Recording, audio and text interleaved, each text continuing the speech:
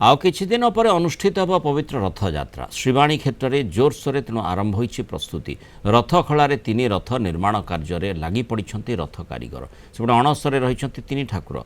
नीति नियम चली महाप्रभुंकर नीतिकांति। महाप्रभुंक मूलपिंड श्रीक्षेत्र में समस्त नीतिकांति अनुजाई श्रीवाणी क्षेत्र में मध्य महाप्रभुंक समस्त नीतिकांति अनुष्ठित हुए। वर्तमान महाप्रभु अणसर अछंती।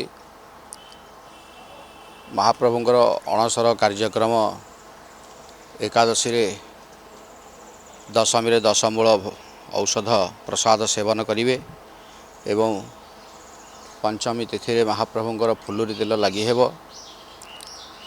यापर खली लगी इत्यादि कार्यक्रम सब अच्छी। ये कार्यक्रम सरले महाप्रभुंकर अमावास्या दिन महाप्रभु नवजौवन दर्शन देवे। 26 तारीख दिन अमावास्या पड़ुछि एवं 27 तारीख रे रथयात्रा। आमर एठारे रथर प्रस्तुति कार्यक्रम सही हिसाब से चली एवं जहाँ महाप्रभुंकर नीतिकांति जहाँ अच्छी से नीतिकांति आमर सही हिसाब से चली।